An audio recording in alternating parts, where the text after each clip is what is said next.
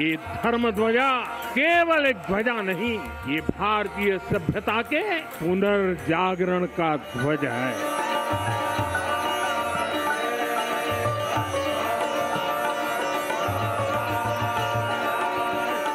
आज संपूर्ण भारत, संपूर्ण विश्व राममय है।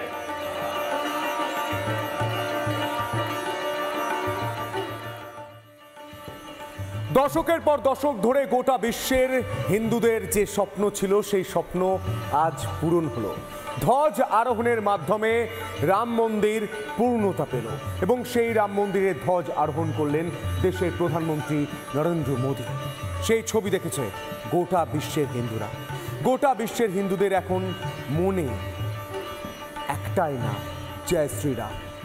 আজ প্রধানমন্ত্রী নরেন্দ্র মোদী যখন উপস্থিত ছিলেন তখন উপস্থিত ছিলেন, তার পাশেই উপস্থিত ছিলেন আরএসএস প্রধান মোহন ভাগবত, উত্তরপ্রদেশের মুখ্যমন্ত্রী যোগী আদিত্যনাথ এবং গোটা বিশ্বের হিন্দুরা আজ যে স্বপ্ন দেখেছিলেন সেই স্বপ্ন সার্থক হল। যে কারণে আজকে এই বর্ণাঢ্য অনুষ্ঠান, অর্থাৎ এই ধর্ম ধ্বজা, এই গেরুয়া ধ্বজা যা এত উচ্চতায় গিয়ে রাম মন্দিরের চূড়ায় বসলো, এবং তার জন্য আমরা দেখলাম যে সেই ত্রিভুজাকৃতি যে পতাকা তার মধ্যেও রয়েছে বিশেষত্ব। কি সেই বিশেষত্ব? এই পতাকায় তিনটে অংশ দেখতে পাবেন। একটা সূর্যের ছবি রয়েছে, একটা রয়েছে ওমকার অর্থাৎ ওমের একটি চিহ্ন রয়েছে, এবং সেই সঙ্গে যে রক্তচন্দন গাছ, সেই রক্তচন্দন গাছেরও ছবি রয়েছে। এবং সব মিলিয়ে মাটি থেকে 190 ফুট উঁচুতে বাঁধা এই ধ্বজা, ত্রিভুজাকার পতাকার উচ্চতা 10 ফুট, দৈর্ঘ্যে 20 ফুট। এই ধ্বজারোহণ যে রীতি, সেই রীতি নিয়ে আজ এই উৎসব নিয়ে, উৎসব মুখরতা নিয়ে কি বললেন প্রধানমন্ত্রী, শুনুন। आज अयोध्या नगरी भारत की सांस्कृतिक चेतना के एक और उत्कर्ष बिंदु की साक्षी बन रही है। आज संपूर्ण भारत, संपूर्ण विश्व राममय है। अगर भारत को साल 2047 तक विकसित बनाना है, अगर समाज को सामर्थ्यवान बनाना है, तो हमें अपने भीतर राम को जगाना होगा। সমস্ত বিশ্ব আজ রামময়, গোটা দেশ আজ রামময়, হিন্দুদের মনে আজ রাম, জয় শ্রীরাম। আর এই অনুষ্ঠানে উপস্থিত চাঁদের হাট, 6000 সাধু সন্ত সহ উত্তরপ্রদেশের মুখ্যমন্ত্রী যোগী আদিত্যনাথ এবং উত্তরপ্রদেশের রাজ্যপাল তিনি উপস্থিত ছিলেন। আরএসএস প্রধান অর্থাৎ সরসংঘ চালক মোহন ভাগবত তিনি উপস্থিত ছিলেন, প্রধানমন্ত্রী নরেন্দ্র মোদী উপস্থিত ছিলেন এবং গোটা দেশের, গোটা বিশ্বের বিভিন্ন প্রান্ত থেকে 6000 সাধু সন্ত এসেছিলেন।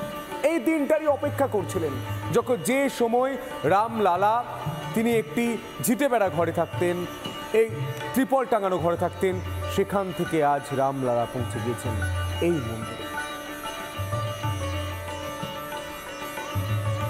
যে ত্রিভুজাকৃতির গেরুয়া ধ্বজ আমরা দেখলাম রাম মন্দিরের চূড়ায় বসলো, তার যে বৈশিষ্ট্যের কথা বলছিলাম, এই ধ্বজাই কিন্তু সামগ্রিকভাবে ভারতের ঐতিহ্য, ভারতের ইতিহাসের সাক্ষী, কথা বলেছেন খোদ প্রধানমন্ত্রী নরেন্দ্র মোদী। এবং সেই ধ্বজারোহণ যে অনুষ্ঠান চলছিল, তাতে করে এই ধ্বজের একটি বিশেষত্ব রয়েছে, একের পর এক বিশেষত্ব রয়েছে।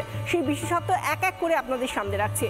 যেভাবে আমরা দেখতে পাচ্ছি যে মাটি থেকে 190 ফুট উঁচুতে বাঁধা হয় এই ধ্বজা, মন্দিরের উপরে 190 ফুট ওপরে। ত্রিভুজাকার পতাকার উচ্চতা কত? 10 ফুট, দৈর্ঘ্য 20 ফুট, অর্থাৎ 20 ফুট চওড়া, 10 ফুট লম্বা। মহর্ষি বাল্মীকি রামায়ণে এই ধ্বজের উল্লেখ রয়েছে ধর্মধ্বজ হিসেবে। ধ্বজে ওম, সূর্য এবং রক্তকাঞ্চন গাছের চিহ্ন। এই প্রত্যেকটা বিষয় যা এই ধ্বজের মধ্যে সম্বলিত রয়েছে, তার মধ্যে কিন্তু আলাদা আলাদা করে আমাদের দেশের ঐতিহ্য, হিন্দুত্বের সাবেকিয়ানা, সনাতনী যে ঐতিহ্য, সমস্ত কিছুর এক একটা চিহ্ন ধরে রয়েছে এই ধ্বজা।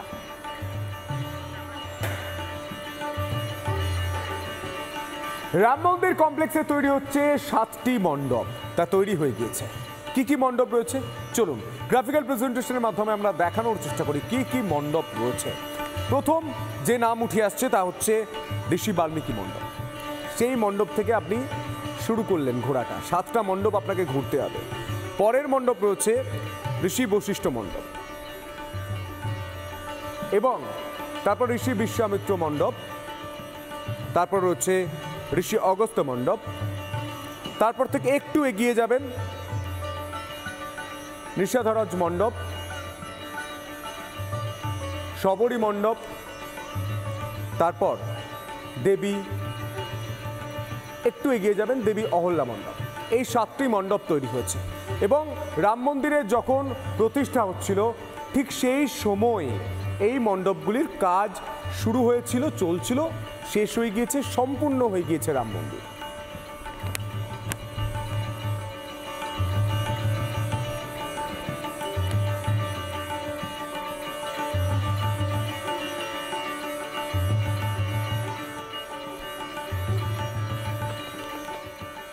সন্তু, যেগুলো বোঝাচ্ছিল যে এই 7-7টা মণ্ডপ, সেই 7-7টা মণ্ডপের কি কি বিস্তারিত ব্যাখ্যা রয়েছে, কোথায় কোন মণ্ডপ রয়েছে, কার নামে, কোন ঋষির নামে, এবং এই 7 মণ্ডপকে বা সপ্তম মণ্ডপম যেটাকে বলা হচ্ছে তাকে 7 অবতারের নামেও বলা হচ্ছে। এবং সেই জায়গা থেকে আমরা দেখলাম আজ যখন ধ্বজারোহণ অনুষ্ঠান হলো, তারপরে প্রধানমন্ত্রী নরেন্দ্র মোদী প্রত্যেকটা এই মণ্ডপে ঘুরে ঘুরে দেখলেন। তিনি প্রত্যেকটা মণ্ডপে যখন ঘুরে ঘুরে দেখলেন, তাতে এক একটা মণ্ডপ, অর্থাৎ যেভাবে সন্তু বলছিল যেভাবে একদম শেষে অহল্যা মণ্ডপ, তার আগে যেখানে আমরা প্রতি ঋষির নামে এক একটা মণ্ডপ দেখতে পাচ্ছি। যেমন আমরা জানি যে সপ্ত ঋষি, সেই সপ্ত ঋষির নামে 7টা মণ্ডপ করা হয়েছে, যেখানে এই মণ্ডপে আমরা দেখেছি প্রধানমন্ত্রী নরেন্দ্র মোদী তিনি গিয়েছেন এবং প্রথম থেকে তিনি একটা কথা বারবার বলতে চেয়েছেন যে এই রাম মন্দিরের যে চত্বর, সেখানে এলে অবশ্যই সপ্ত মণ্ডপমে আসবেন, কারণ এটা আমাদের দেশের একতার প্রতীক। তিনি যে সময় ঘুরে দেখলেন এই সপ্ত মণ্ডপ, দেখুন সেই ছবি।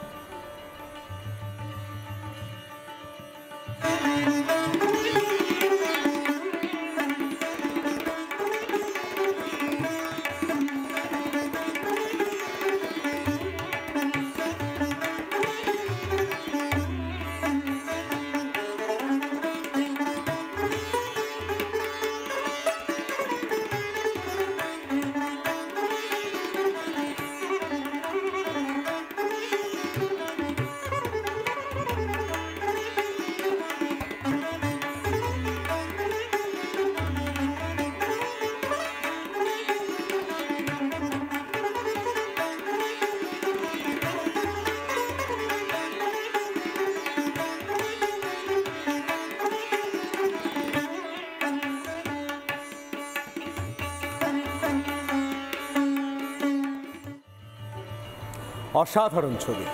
শুধু তাই নয়, আপনাদের জানিয়ে রাখি এই রাম মন্দিরে রামায়ণের যে যে চরিত্র রয়েছে সেই চরিত্রের মূর্তিও কিন্তু প্রতিষ্ঠা করা হয়েছে। কাঠবিড়ালির চরিত্র আপনারা প্রত্যেকেই জানেন। যখন রাম সেতু তৈরি হচ্ছিল তখন কাঠবিড়ালি তিনিও এই রাম সেতু তৈরিতে নিজেকে সমর্পণ করেছিলেন। সেই ছবি আপনারা প্রত্যেকেই জানেন। তার সঙ্গে সঙ্গে গ্রাফিক্যাল প্রেজেন্টেশনের মাধ্যমে দেখাবো কোন কোন মূর্তি প্রতিষ্ঠা করা হয়েছে। প্রথম ছবি, রামায়ণের মহান চরিত্রদের মূর্তি স্থাপন করা হয়েছে। আছে সন্ত তুলসীদাস মন্দির, জটায়ুর মূর্তি রয়েছে, দেখুন সেই ছবি। কাঠবিড়ালির মূর্তিও স্থাপন করা হয়েছে। যে কথা আপনাদের বলছিলাম, গোটা রাম মন্দির পুরোটা সম্পূর্ণ, সব কিছু নিয়ে রাম, সবার মাঝে রাম।